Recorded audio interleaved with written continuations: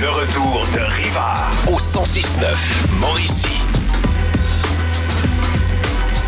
Hey, je le vois, mais on dirait que ça me pique déjà à chaque fois, maudites affaires. Jeff Manceau, notre ami de Sphère Extermination qui est avec nous cet après-midi. Très content de t'avoir encore une fois en studio cet après-midi. Jeff, comment tu vas? Yes, merci les gars, ça va super bien, vous autres aussi? Oui, on est content de t'accueillir, puis c'est drôle parce que, c'est drôle puis c'est pas drôle parce qu'on dirait qu'à chaque fois qu'on se parle, je te dis, je me retrouve avec de l'anxiété à l'intérieur de moi-même, là, parce que là, aujourd'hui, la semaine passée, on parlait de quoi déjà? Punaises de lit. Les punaises de lit, les Christy de punaises de lit. Ça te pique encore depuis ce temps-là. Je te dis, ça n'a pas de sens. Puis là, aujourd'hui, on va parler de guêpes, de frelons, les abeilles, peu importe, ces petites bébites qui piquent, puis qu'aussitôt que tu les vois, tu as envie de te cacher. Moi, on dirait qu'ils ont choisi comme endroit tout le tour de ma piscine. Là, en dessous, là, dans l'espèce de rebord de piscine, là, ils vont se cacher là-dedans, puis là, tu les vois, puis t'es pas bien là, quand tu les vois. Fait que il y a beaucoup de personnes, d'ailleurs, qui ont des questions par rapport à ça, par rapport aux guêpes. Qu'est-ce qu'on fait? Bien, en fait, à la base, la première question, pourquoi sont si présentes que ça, les guêpes, pendant l'été? Ben, c'est bien simple, c'est que c'est dans le fond, c'est leur période de reproduction. C'est ça. L'hiver, j'imagine, il y en a moins. Là. Exactement, c'est en plein ça. C'est un peu niaiseux comme question. Mais tu sais, à ce temps-ci de l'année, j'ai l'impression que là, on est dans le maximum de ce qu'on peut avoir comme guêpe. Oui, exact. Ben, c'est surtout vraiment tout relié avec l'humidité, les grosses chaleurs à l'extérieur. Aussi, le fait qu'entre juillet et septembre, c'est vraiment le gros boost des guêpes, si vous voulez, des guêpes ou des frelons. Bon, c'est quoi la différence entre les deux? C'est ça. On a les guêpes, les fameuses guêpes communes là, qui sont rayées comme noires et jaunes, qui sont un petit peu plus petits, qui font des gros nids. Là. Souvent, c'est des nids qui sont apparents. De la grosseur, souvent, ça peut aller d'un gros melon d'eau jusqu'à même à 2-3 pieds de circonférence. Okay. Ça peut faire vraiment des gros nids. J'ai déjà eu des cas que ça a défoncé le J-Proc tellement qu'il y avait de guêpes dans le nid. Parce que souvent, eux autres, quand l'hiver approche, quand les temps froids approchent, souvent, ils font le nid en dessous de la laine minérale pour essayer de toffer pour l'hiver, essayer de continuer à bâtir le nid. Puis souvent, le moment donné, c'est qu'ils deviennent tellement nombreuses dans le nid qu'ils dégagent une grosse humidité. Puis là, ça fait une poche d'humidité dans le J-Proc, puis ça défonce complètement. Là. Ça m'est arrivé à plusieurs reprises. Un mot du bon sens. Ça, c'est assez pour m'empêcher de dormir la nuit. Ce genre de chronique-là, j'aime ça, puis j'haïs ça à la fois. C'est impressionnant parce que c'est gros, puis c'est épais. Parce que moi, j'avais déjà vu, à un moment donné, tu sais, quand arrive l'automne, puis les feuilles tombent, tu vois ça des fois dans un arbre, un immense nid de guêpe. J'avais vu ça chez nous, puis on l'avait ouvert. En tout cas, c'était tard, là, c'était gelé. Là. Puis, c'était de voir ça, comment ça peut être impressionnant quand tu enlèves ça. Mais... Ah, c'est impressionnant. Plus que le nid est gros, plus qu'il y a d'alvéoles, plus qu'il y a de couches. Dans le fond, par alvéole, il y a beaucoup de larves là, à chaque alvéole. Des fois, là, on peut enlever des nids là, qui ont 6-7 épaisseurs d'alvéoles. Souvent, j'arrive au bon moment, on arrive, on regarde, on voit vraiment les larves bouger dans chaque petit trou d'alvéole, puis chaque larve va être une nouvelle guêpe. Ah ouais. Fait que,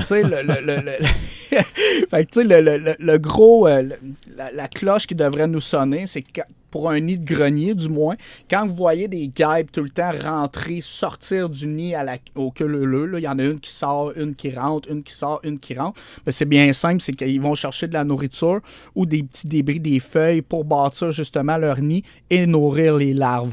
Donc ça, c'est un très bon signe qui vous dit, là, quand vous les voyez faire les allers-retours, là, il y a un nid là, à l'intérieur du grenier, il faut agir, parce que comme je disais tantôt, ça peut défoncer les J-Proc. Tu as parlé de guêpes, les frelons, c'est quoi des frelons? Frelons, c'est un peu le même style, c'est un peu la même technique pour défaire un nid de frelon ou un nid de guêpe. Les frelons, souvent, font des nids, des fois, c'est plus des nids solitaires, gros comme une clémentine.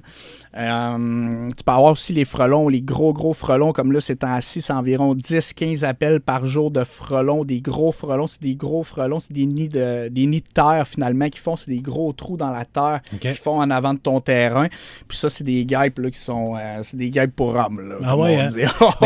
C'est drôle parce que là, je me rends compte que ce qu'on avait, nous autres, après la tente roulotte récemment, c'était un frelon qui était là. C'était une bébête seule qui était en train de se créer une affaire dans un nid d'antoile, dans notre espèce de paravent de tente roulotte.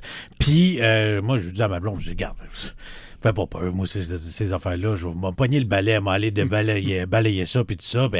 Puis t'es comme, non, là, à checker sur Internet. Ce qu'on fait tout le temps, c'est qu'on regarde sur Internet, qu'est-ce qui peut se passer. Ça pique, ça fait mal, ce genre de bébite-là. La piqûre d'un frelon, c'est pas à prendre à la légère, là. Ah non, tu t'en souviens, tu sais, puis j'ai des appels, là, des hommes, là, tu sais, t'arrives là, le gars, il est baraqué, il est tatoué, il a le nid, non, vas-y, je veux que tu t'en charges, là, mais tu sais, on sait jamais à quoi s'attendre, tu te fais piquer. J'ai une cliente l'année passée, elle faisait du jardinage dans ses plates-bandes, tombée directement face à face avec un nid de guêpe de terre. Écoute, je t'en parle, puis je suis encore ému, là, la madame, elle faisait pitié, elle est tombée dans... Elle se faisait piquer, là, je pense qu'elle a eu comme 27 piqûres sur son corps total, puis elle a déboulé ses escaliers en montant, cassé la jambe, tu sais, la grosse affaire. C'est-tu automatique, aussitôt qu'on s'attaque, nous, en tant que commun des mortels, à un nid, c'est-tu automatique, le désir de vengeance de ces guêpes-là, de ces frelons-là, de nous sauter dessus rapidement? Parce que, tu sais, ce que je dis à ma blonde, c'est, m'a l'enlever, après ça, m'a courir dans la maison, m'a refermé la porte, puis dossier réglé. Elle est comme, non, elle va te repogner vite fait. C'est-tu une vengeance automatique? C'est sûr que oui. C'est sûr que si tu vas les attaquer, tu vas les chercher dans leur nid, attends-toi à avoir une riposte. Ça, c'est sûr et certain.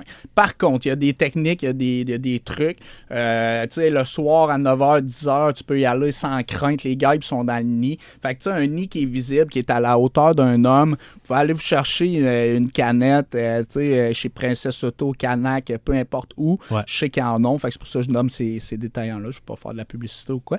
Mais vous pouvez acheter une canette là-bas, puis le traiter directement dans le trou le soir. Les guêpes n'ont même pas le temps de sortir là, du nid, là, parce ils sont en dormance, là, si vous voulez, le soir. Fait que ça c'est pas un problème. Puis un truc aussi que vous pouvez faire pour éviter d'avoir des nids, c'est bien simple. Vous commandez des faux nids de guêpes. C'est complètement un nid, mais c'est un faux nid. Tu en installes, là, mettons, aux endroits propices où est-ce que dans le passé, tu as eu des nids. Puis bien souvent, là, ça l'empêche d'avoir des nids parce que des guêpes, c'est très territorial. Fait que jamais tu vas avoir 2 nids de guêpes, un à côté de l'autre, sinon ils vont s'entretuer, les colonies. Là. C'est le principe de l'épouvantail, là, finalement, avec ça. Exact. Il y a Vincent qui a posé la question tantôt. Il dit, guêpes noires dans le cabanon près de la piscine, y a-t-il des choses à faire? Est-ce qu'ils vont venir automatiquement à chaque année? La réponse est non. Ils ne reviendront pas automatiquement. Par contre, ils peuvent revenir d'année en année. Il n'y a rien qui les empêche de ne pas y retourner. Encore là, comme que je dis, c'est vraiment de la prévention avec les faux nids. Malheureusement, il n'y a pas vraiment...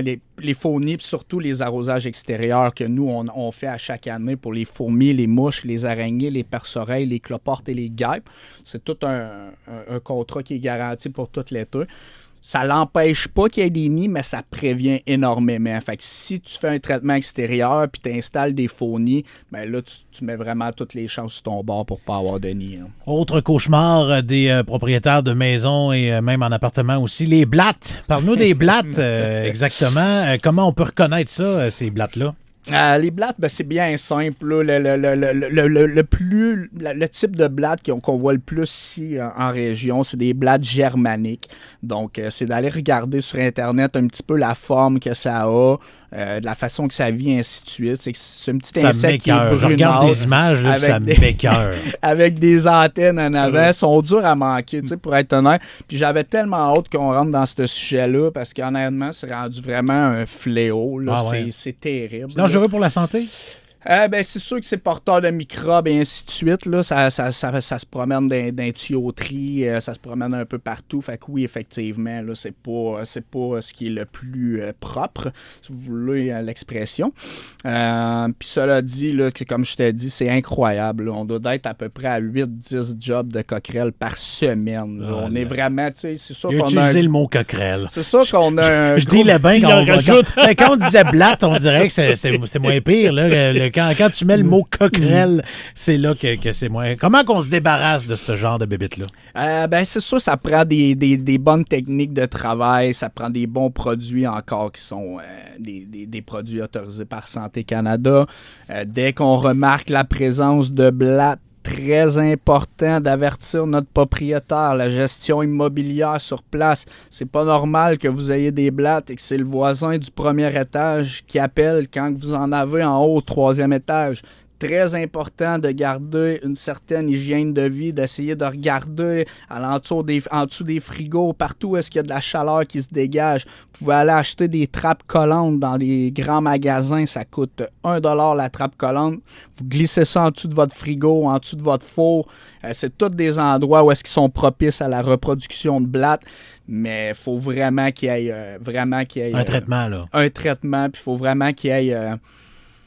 de l'information qui soit dit à ce sujet-là là, de plus. C'est terrible. Il y en a beaucoup, beaucoup trop. Là. Puis dans n'importe quelle zone, que ce soit en Mauricie, à Trois-Rivières, Shawinigan, peu importe, là, des blocs appartements, tu en reçois des appels pour ce genre de bébites-là. Comme je disais, là, mettons, quand j'ai commencé, il y a une dizaine d'années, on en faisait peut-être 2 à 3 par 2 semaines, puis là, c'est 8 à 10 par semaine. C'est vraiment, là, il n'y a aucun autre insecte qui a vraiment plus popé que ça. Moi, ça a triplé mon chiffre d'affaires là, complètement.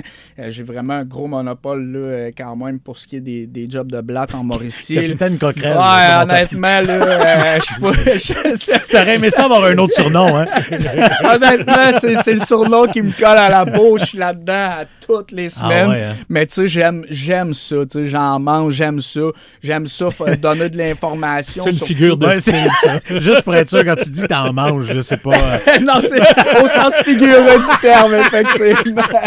Hey, 2 secondes, Jeff. Oui. C'était pas dans le plan d'aujourd'hui, mais t'as parlé de ça, puis c'est une grosse phobie de ma blonde, les perce-oreilles. Oui. Tu sais, perce-oreilles, on était, nous autres, en camping avec... on est parti en camping dans une autre zone, on ramasse notre sac, on voit des perce-oreilles, et là, on était comme, mon Dieu, il faut qu'on fasse le ménage de tout ça, je veux pas en amener chez nous. Qu'est-ce que je fais? Y a-tu de quoi à régler rapidement pour les perce-oreilles? Ou, c'est bien simple, les perce-oreilles, autrement dit, dans le fond, c'est un insecte d'humidité. Fait que, tu sais, même si on viendrait chez vous, on ferait des traitements. Moi, quand les gens m'appellent, je suis trop honnête, je dis la vérité. Je dis, écoute, va te chercher un déshumidificateur chez Canac, plug-le pendant 1 mois, 24 sur 24, 7 jours sur 7, casse ton taux d'humidité. Bien souvent, quand tu t'attaques à la source avec une lutte intégrée, bien souvent, tu règles plus tes problèmes de la meilleure façon plutôt que d'utiliser des produits chimiques. Pour être bien honnête, moi, souvent, je les vends même pas, ces jobs-là. Moi, j'ai pas de vendeur à commission, puis j'ai pas le goût qu'on devienne comme ça non plus. Moi, c'est bien important pour moi de vendre qu'est-ce qu'il y a à vendre aux clients. Puis du rêve, on n'en vend pas chez Sphère Extermination. Ben that's it. C'est bien intéressant tout ça. Écoute, merci, Capitaine Coquerel, comme on t'a trouvé ton surnom dans les dernières minutes. La semaine prochaine, je suis pas là pour la chronique de Bébite, mais c'est Sergio qui va piloter cette chronique. Excellent. Je commence à être de la famille. Quand t'es rendu avec un surnom dans le show, c'est parce que tu fais partie de la famille. Merci, Jeff. Ça fait toujours plaisir. Merci à tout le monde. Une belle journée. Yes, puis n'hésitez pas si jamais vous avez besoin d'un conseil ou n'importe quoi. 819-690-89-86, sphèreextermination.com pour plus de détails. Juste avant que tu partes, Jeff, merci beaucoup pour le don que tu as fait à la campagne Leucan. Absolument. Pour le défi tête rasée. Pour moi, ça veut dire beaucoup. Fait que je te remercie énormément. Nous, c'est très important pour nous. C'est une entreprise régionale de la Mauricie, puis on redonne beaucoup à la communauté. C'est très important pour nous. Fait que ça nous a fait un grand plaisir. Gros merci. Yes. Puis il y a Kevin Hamelin qui dit « J'adore le franc-parler de Jeff dans la chronique Bébite. » Merci, mon ami. Merci. Très gentil.